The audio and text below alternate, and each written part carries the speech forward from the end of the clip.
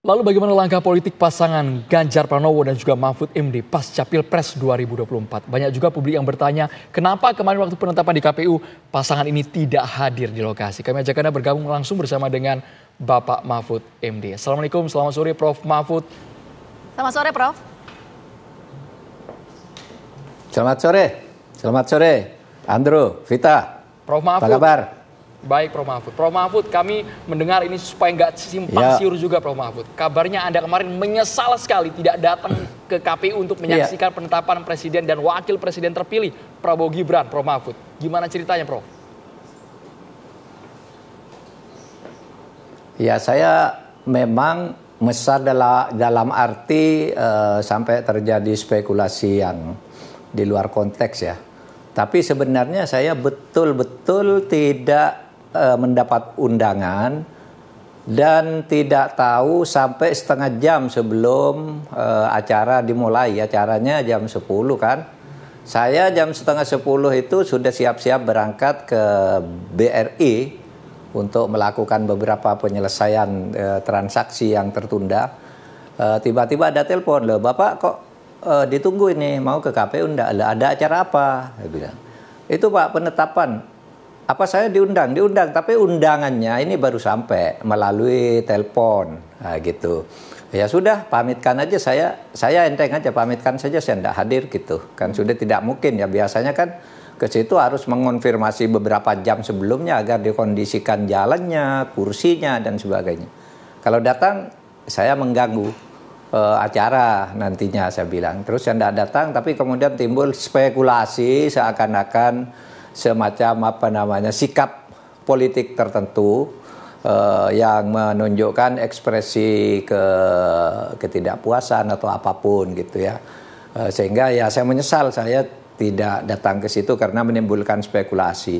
Tapi saya sendiri sebenarnya tidak ada masalah politik apapun karena saya kan sudah menyatakan menerima sepenuhnya putusan Mahkamah Konstitusi itu.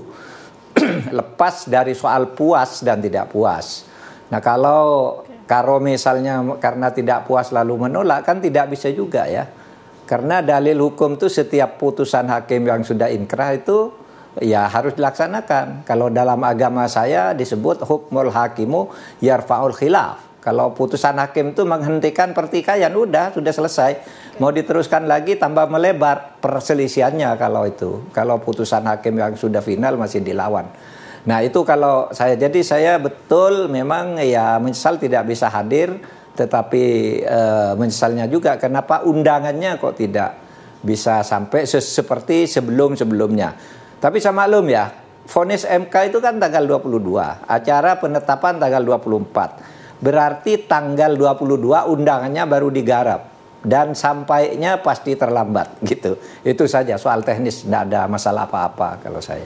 Oke. Gitu. Oke, itu soal penjelasan Prof. Mahfud ya soal kenapa tidak hadir di KPU kemarin. Tapi menjadi pertanyaan publik juga yang pasti ditunggu Prof.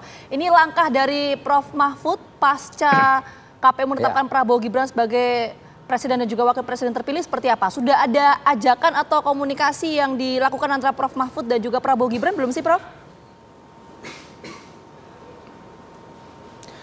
Saya tidak melakukan langkah apa-apa dan saya tidak dihubungi oleh siapa. Kalau dalam konteks politik pemerintahan, saya sudah melakukan langkah-langkah yang selama ini saya lakukan. Yaitu mulai mengatur jadwal mengajar di kampus, kemudian mengatur pertemuan-pertemuan dan rencana kegiatan bersama civil society. Karena saya melihat ya kita harus mencetak orang-orang membangun kesadaran baru di kalangan masyarakat sipil dan di kampus-kampus gitu untuk membangun masa depan Indonesia yang bisa berhukum dan berkonstitusi dengan baik. Nah itu saya lakukan. Ini ketika saya bicara dengan Anda ini setengah jam yang lalu saya baru saja selesai memberi kuliah umum di Universitas Pancasila. Sehingga saya buru-buru pamit gitu karena saya ada janji dengan Anda, dengan Andrew dan Vita di TV One gitu. Prof. Mahfud. Jadi itu yang saya lakukan sekarang ini. Memang saat ini masih sangat dinamis sekali pemerintahan Prabowo Gibran ke depannya setelah nanti dilantik pada bulan Oktober, Prof. Mahfud. Tapi sekali Prof. Mahfud Menko Polhukam. Oktober. Kalau seandainya, kami tidak ingin berandai-andai, kalau seandainya pintu itu masih terbuka untuk Prof Mahfud menempatkan posisi dengan kapasitas Prof Mahfud di kabinet, apakah Prof Mahfud akan menerima? Saya tidak menyiapkan langkah-langkah untuk menuju ke arah itu, ya.